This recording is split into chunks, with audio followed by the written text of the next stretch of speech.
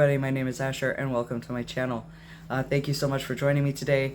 I have now been on testosterone for 6 months and I feel fantastic, other than the fact that I have been a bit sick this week. So if I'm a little bit nasally or I sound even scratchier than normal, that's probably why. So thanks for being here and putting up with that, and let's just jump right in and get started. The change in the voice, I think, has definitely improved. If you watch my most recent video up that shows the timeline of and the progression of my voice through just the little snippets and my pictures, you'll see and hear that there's definitely been a change over those 6 months. So I don't know if it's that much deeper from my 5-month video, but it doesn't matter. I think at this point I like my voice a lot more than I did. It's definitely one of the euphoric moments for me, is having that voice sound more like what I've always wanted it to sound like in my head, I guess. And then singing voice, I mean, I'm hitting bass notes and baritone and things like that, and that's a whole new area for me in singing. So it's been kind of fun to learn how to sing in that tonality. My brother-in-law, though, because I do wish that I had a little bit of my range that I had before. You know, I don't expect to be anywhere near a soprano or a mezzo-soprano anymore, obviously, but a tenor and a men's octave alto would be fine. And he said, you know, when your voice settles and, you know, you're not at risk of hurting your voice as much or as easily, he'll teach me again how to sing with the different muscles you need to make those sounds as a man. So I'm excited about that, but that's much later down the road. Beyond that, yeah, I love my voice. Body hair. So some of this stuff is pretty personal, you know, and I don't know if I should be like putting it on line a lot, but it is what it is, I guess. I'm doing these videos to, you know, catalog what's been going on, to help members of my family and my friends who aren't around me enough to be with me through this transition, and also to help people who are like me, who are just starting out or are thinking about going on hormones or what have you and trying to make that decision. So I want to be honest. The body hair stuff, for some people, they like get a ton of body hair right away. I don't have a ton of body hair.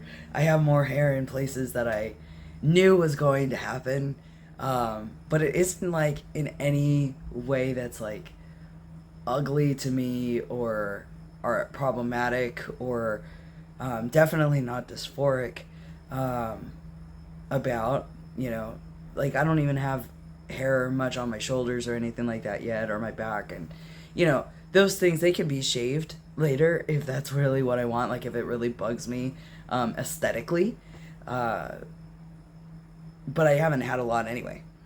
My thighs and my snail trail, yes, there's definitely been a lot of hair growth there. Nothing on my chest yet, but my facial hair, I think for only being 6 months, yeah, I've got quite a bit that it's super blonde. It's super blonde, but I've had to trim all of this down pretty regularly, otherwise it would be super kind of, there'd be a lot more than there appears to be right now. I like a slightly cleaner shave look myself. Not super, like not completely gone, but kind of where it's at right now, just enough to kind of be seen as a shadow, but not a lot to but not so much as to like be a beard, I guess you could say. So I can't wait for everything to kind of come in evenly, but that'll be much, much later. It's only 6 months in, and have to shave all up here too, just because there's hairs that pop up that if it's just wet, it's gonna get all like long and stupid. So I definitely shave all of that down. Hair loss. So hair loss is it's hard for me to kind of tell because I do get my hair cut pretty regularly, and unfortunately I can't always see the same barber because I'll show up and suddenly that barber isn't there anymore, and I'm like, what? Why? Ugh, I really like that guy. Like, where did he go? Oh, I don't know. So I don't know what's going on with the barbershops in the area. I don't know if they like trade out their barbers because a lot of them are the same company. Hair has definitely, I think it's thinned a bit. Like, it doesn't feel as thick as it used to. Axel. It definitely feels thinner than it used to. I don't think it's actually gone back all that much on either side. So, like, a tiny bit. But it's all still blonde. Like, there's hair there. It's just really blonde. So I think it's thinned a bit. The texture's changed. So it used to be... So I've had people in the hair industry say, well, no, you actually have thin hair. It's just you have a lot of it. Well, now I would say I have that same thinness and not as much of it. I think that it takes longer for the hair to come in, kind of thing. Like, but I take a hair... skin and nail like supplement to kind of help with the continuing of the growth that I have, and then I use like a shampoo that helps with reducing the chance of hair loss and things like that, mostly because I really like my hair. Out of all of the things that testosterone does, and all of them I like, the only one I don't and that I'm afraid of is hair loss. And I shouldn't be that scared. If I look at my cousins on my mother's side, my male cousins on my mother's side, they, and male pattern baldness comes from the X chromosome, right? So I have to look at both my father's side and I have to look at my mother's side, because technically having the genitalia of a woman, of a female, let's reverse that, of a female, means that I have two X chromosomes, right? So I could have the gene on either one. So if I look at my mother's side, they all keep their hair. I don't have anything to fear. I wish that's all the only side I had to worry about. My father's side, again, they keep their hair, but my dad has a very, very severe receding hairline. So, and a lot of my other changes have been very similar to him. So I'm like, please keep my hair. So if I can do what I can to keep it and maintain it as much as I can, then that's what I'm going to do. That's just the way I want to do things, and take it or leave it. That's how I'm handling it. And so far, I have kept the hair that I have. I don't feel like I've lost any. It's just that when I get my hair cut, it's not growing back as fast as it was. So that's fine. It's cool. It means I don't have to get haircuts as often. And I actually really like the way that it looks now. Now I feel like I can actually kind of do things with it, or it doesn't look like a big poof on my head. I like it. So yeah, that's how I feel about it. Adam's apple or other changes. Yeah, it's definitely different than the first video. If we go back to the first video where I was like doing all of my base, my base levels of things, like what my hair was doing, what my voice was doing, all of that, like the first month on testosterone video that I posted, I was like, oh yeah, I can feel something, there. Well, and I could, like, you could feel the thickening of it, But still, like, it's not super visible, but it's more visible than it was before, and it kind of is right here-ish. Yeah. Like, you can see the swallow effect now, whereas you couldn't. So it's there, but again, not super visible, and that's okay. I don't really need it to be. That's not something I'm dysphoric about. Bones in face thickening. So, yes, I believe it has. There's a combination of bone thickening, but also, like, maybe, fat or whatever has been. I feel very round right now. Now, I've heard that that's gonna be the case for a while, and aside from the bone structure itself thickening, my face might thin back out. I'm also in trying to, lose fat and put on muscle that's lean. So I'm trying to do more calisthenics and things like that. So hopefully, like, if my face is going to be thinner from that, we'll see those results. But in terms of everything else, like, you can feel that the bone structure has changed. My jaws come out a bit more, my brows a bit more prominent, I guess. Yeah, there's definitely been some masculinizing to the bone structure in my face for sure. Which, again, very happy about, so no complaints. Other areas of growth, things have slowed down a little bit, but I think that's because my levels are a bit low. And probably after my next shot, it'll continue. Coarser skin. Coarser skin. I don't know about coarseness itself of skin. I have started to put on some lotion in my upper arms and stuff. There's these little they're not pimples, but they're like, it must be hair like trying to come in or something like that, like hair follicles or something. I found that when I use lotion, it those hair follicle bumps, if you will, are like, they're not as prominent and therefore not coarse. Acne, if anything. Acne is a thing. I'm constantly fighting this acne right now. All through here, up here, around my nose, especially down in here. And it's probably from, like, the constant hair growing in. And so as the hair's trying to grow in, it's trapping oils and things like that, no matter how many times I do my facial routine. It could be, yeah, no, that's all. I think that's what it is. I think it's that hair follicles are swollen from new hairs coming in, and then because of those hair follicles being, open, those pores are open, it's allowing things to fester, if you will. Some of it, there's nothing I can do. Like, I've used everything that I could think of, and they're still just red and angry. And then I notice that there's a hair that starts popping through it, and then it goes away.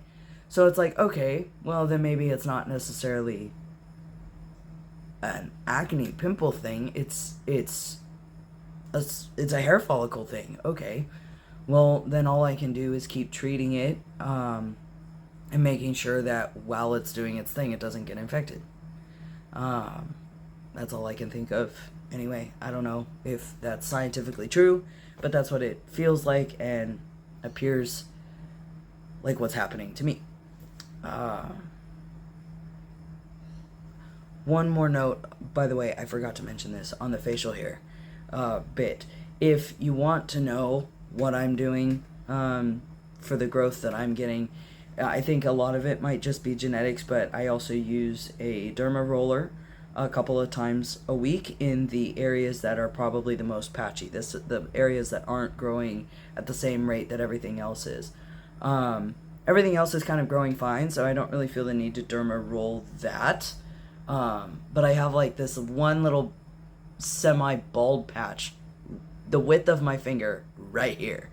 And for some reason, just that spot won't grow like everything else does. So I derma roll that spot, and it has helped. and up my sideburns a little bit. But beyond that, I leave it alone because everything is coming in on its own. And then the hair, skin, and nail treatment, I think helps. Hair, skin, and nail supplement helps. And then because it's just giving it the vitamins and minerals that your body needs to grow healthy hair. So I do that, and then beyond, it's just keeping your face clean and exfoliated so that it opens up those pores, giving new hair growth an opportunity to come in. So back to to the original program. Muscle mass. With muscle mass, I have been a bit slack in my workouts. I haven't been feeling very well this week. Before that, it's just been like, I have so many things going on that by the time I get home, I'm just like, I just cannot bother doing any more push-ups. Like, I just can't. So I'm going to be working on that in my mental state, because it's become an increasingly dysphoric problem recently for me, my chest. So to help with that, I need to get back into exercising 5 days a week. And hopefully I'll feel better come Monday, and I will get started on that. Other than that, like the muscle mass or what have you, on testosterone, you don't... How do I say this? There's a few different myths out there, right? And one of them is, oh, you're going to get bulky on testosterone. No, you're not going to get bulky on testosterone unless you do the workouts to get bulky. What testosterone does, though, is it thickens the muscles that you have or that you put on. So it almost always starts adding layers of muscle. But that doesn't mean you're going to get bulky. I've noticed that my muscles are just generally firmer than they were before. That's it. That's really the only difference, is they've been firmer. They don't grow unless you do something to make them grow. Just like with cis men. So if that was something that you didn't realize, that on testosterone, like, you're not going to suddenly get bulky, because testosterone, when it's HRT, is not a steroid. It is literally just a synthetic version that cis males have that your body is absorbing to reach the normal levels of a cis male. They're not the same thing as steroids. So you're not going to like suddenly go crazy, and you're not going to suddenly just bulk out on muscle. Like, you have to build it. And it's going to be at the same normal rate as any other cis male who does the exercise and gets their diet on point. Because fitness is, I think they say 70 or 80% diet. Then the rest is exercise. So you can exercise and exercise and exercise, but if your diet isn't right, you're not gonna get much out of it. You'll get some, but you won't get the maximum results. So again, testosterone isn't gonna make you super bulky. It is gonna thicken your muscle, harden your muscle, but it's not gonna like suddenly make you Hulk Hogan. Fat redistribution. Fat redistribution is an ongoing thing. I have noticed that I have lost quite a bit of mass out of my chest area. Not enough, as far as I'm concerned. I've noticed that my hips, like my upper thighs and hips and areas, are smaller. They're thinning out, that's always been the first place I lose all of my weight from, is those areas. And for a lot of people, it's the exact opposite. For me, I'm like, I don't care about that area so much as my tire, if you will. And so everything that I'm losing everywhere else is going straight to that tire. The one area I have the most issues with is where it's all going. So I think that that's been attributing to me losing motivation to exercise, because it feels like a constant uphill battle. But then I think of it differently and go, well, if I don't do anything about it, it's not going to get any better. It's just going to keep getting worse. So I have to just get over that, and push myself through that mindset and go into a more positive mindset of, I can get this under control, again, with 70-80% diet, and then the rest exercise. So here's fingers crossed. Aunt Flo has not come to town in months. Has not come to town since first month and a half I was on tea, and then it stopped, and it has not yet returned. Yes, this is a good thing. General mood. So aside from not feeling very good this last week physically, I feel like I have been more positive. I feel very mellow, as I've mentioned before, very even in my moods. I've noticed that when my T levels start to drop, I do lose energy. I start getting tired. And I can almost always tell when my levels drop, because I suddenly will lose a lot of motivation to exercise because I'm just so tired. Now, just to give some peace of mind to my friends and family that are hearing that, or to those who don't know what form of testosterone they want to take, I'm a big fan of Reandron 1000, or in Europe it's called Nebido. I'm a fan of it because I only have to have the shot once every, on average, 12 weeks. However, I did a whole video series on testosterone all in one place where I did talk about the injectables and talked very extensively about Reandron.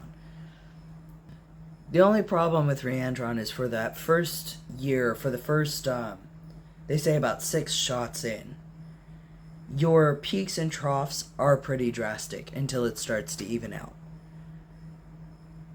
I have to do blood work pretty regularly. So I've had 2 blood works where they're checking my, mid-shot range, so that 6-7 week mark, that those levels for me keep coming up at an 11. Well, we want to be at 20.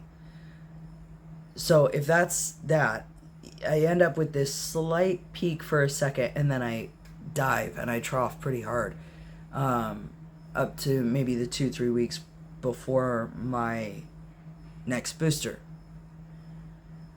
Luckily, I've seen my endo, and she said that my next blood work needs to be 2 days before my next shot, but not this 4th one coming up, the one after that. So around the fifth shot mark in February, 2 days before that, I need to go get my blood work done to see just how low I am getting.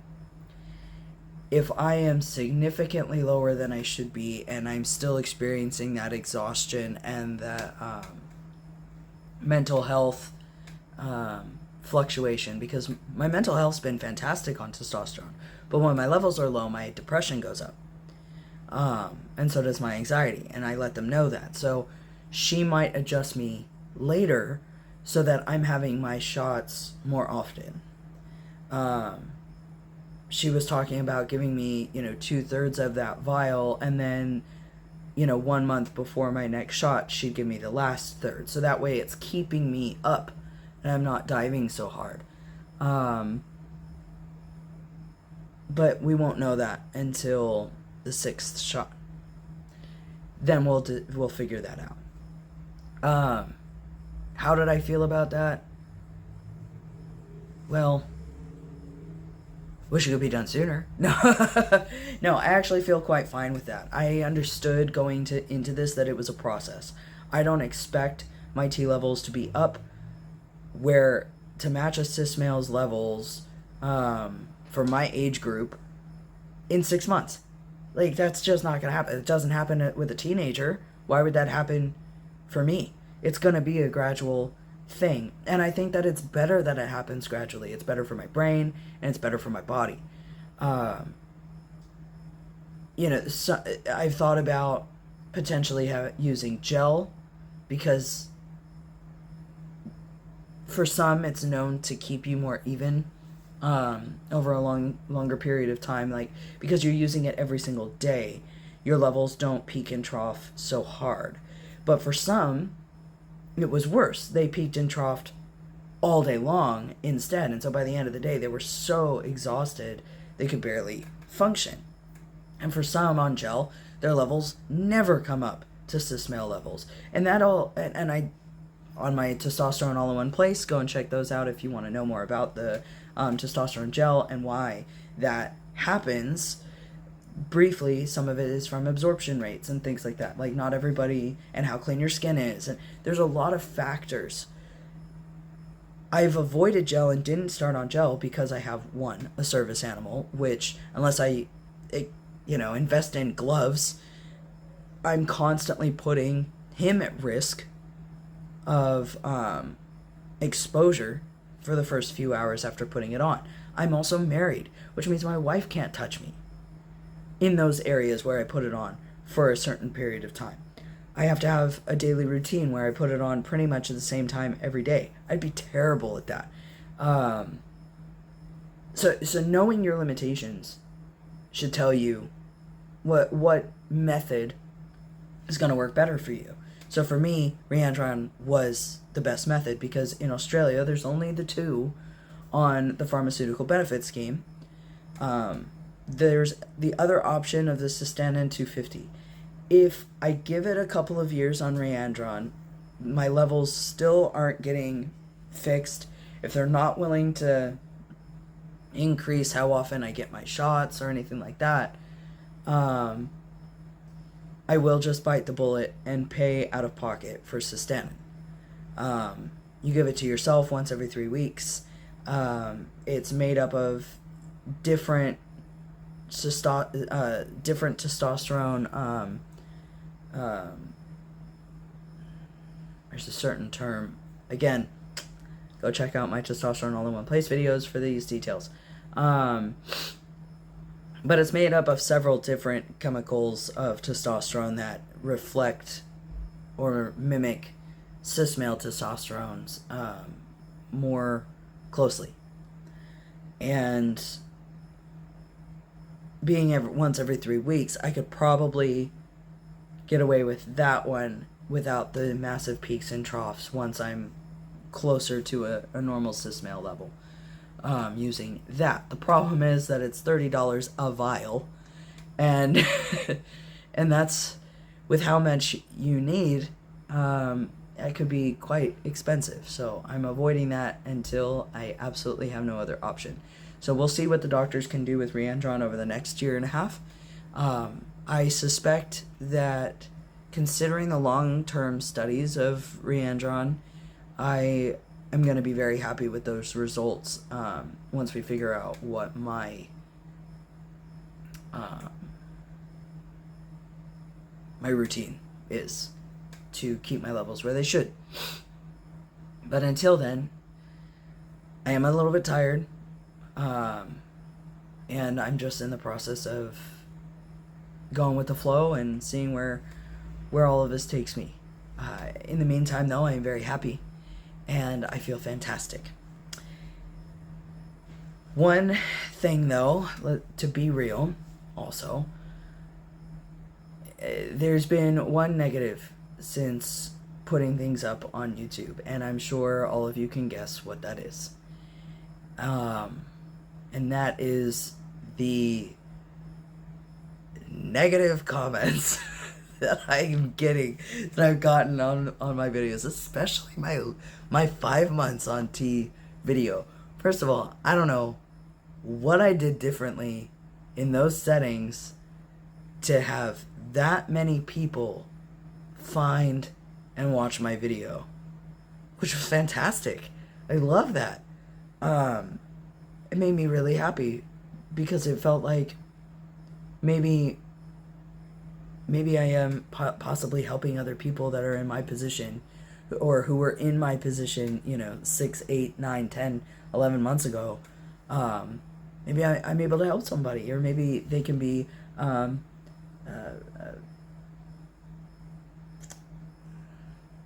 boosted up, for lack of a better word, and given some hope, especially as a trans Christian. You don't see a lot of that, and to know in my heart of hearts that God is with me through every step of this. Like, that gives me so much comfort, to know that I am right in him and in my faith. That a trans person can have a relationship with Jesus is a very important thing that needs to be said, and I need to say it in every single video, especially when there's so much hatred being spat at me by so-called Christians. I could do a whole video on that. So we're not gonna do that because this video would be way too long.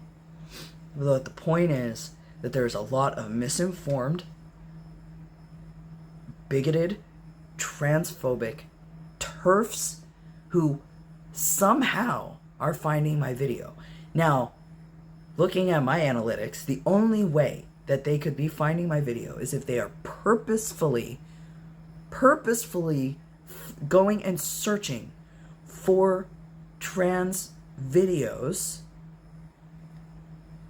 just to be cruel, just to throw in their 2 cents and say, you'll always be a woman. No, I've never been a woman. I've always been a man. I was just in a female-born body, and therefore had to attempt to live my life in that body as best as I could. Now I'm living my life in my truest form. Now I'm living my life the way God intended it. Not to hide, not to be self-deprecating, not to hate myself, not to force myself into a box I can never fit in and therefore increase my depression. No, he wanted me to be who I am. He wanted me to be trans for a reason. He didn't put me in the wrong body. He put me in the body I was meant to be in. Period. And that's to go through this and hopefully, I think, reach more people who are like me so that he can have a relationship with them and they have a relationship with him. All he ever wanted to know was his children. All he ever wanted to love was his children. That's it. That's all that it's about. And any other so-called Christian out there that tries to misconstrue that message has not had any real Bible training in historical context, in actually what genre they might be reading, and they're reading it statically. They're reading it like verbatim as literal concepts. You can't read any book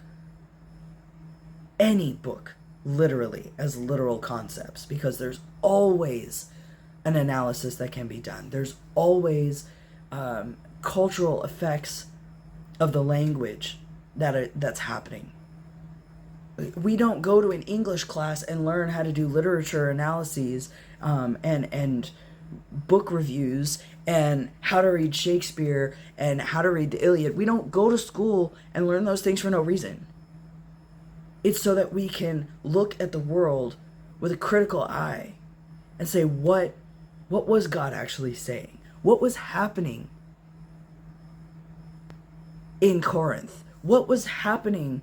Why were the Levites? Why does Leviticus exist? Who were the Levites or Levites? Depends on what country you're in. Ask these questions. He wants you to ask these questions. Jesus questioned everything. Everything. In fact, he wrote his own yoke completely. He presented a gospel that the Pharisees did not like. He hated religion. So I could go on and on about why the Christian turfy bigots that are trying to post comments on my videos are so incorrect in their approach, in their arguments.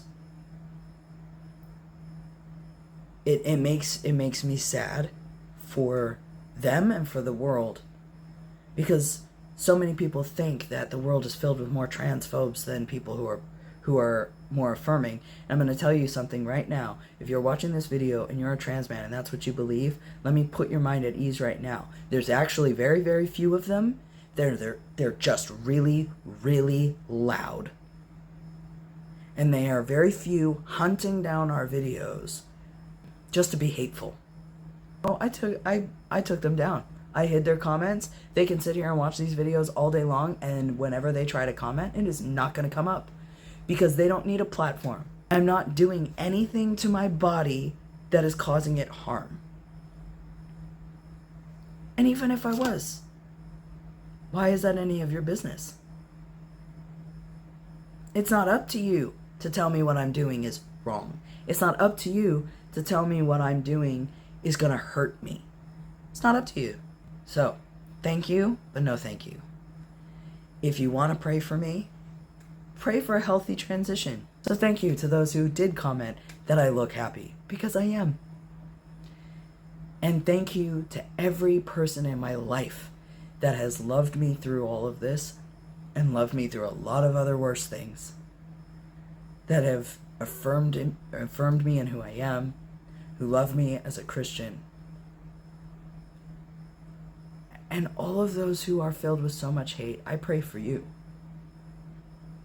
I pray that God shows you light and truth and goodness and love, and reminds you that there is no condemnation in Christ. So if you're going around and condemning people, you are not following in Jesus' footsteps, but the exact opposite. So that's all I have. That was my soapbox. I appreciate you listening. And yeah, if you want to know more about what it's like to be trans and Christian, you can check out Austin Lionheart's channel. He's actually trained and went to seminary and everything like that. Does an amazing job, better than I could ever do, at explaining different Bible passages and subject matter regarding trans issues and beyond. So yeah, I'll also connect that link below for you for his channel. And yeah, if you're not Christian, that's fine too, by the way. So not judgment. You take it or leave it. This is my video, and this is who I am. I say that I'm a Christian, and I happen to be trans. Just because you're not Christian doesn't mean anything to me. Doesn't mean anything to God either. And you cannot believe in God. That doesn't matter either. Just live your truth. Live who you are. Today. Now. Be present and be at peace. And that's all I have to pray for you. Is that you find peace and goodness and light in your life. Whatever and however that looks. Peace, love, and light. Who wouldn't want that for somebody? So, I love you. God bless you. And peace.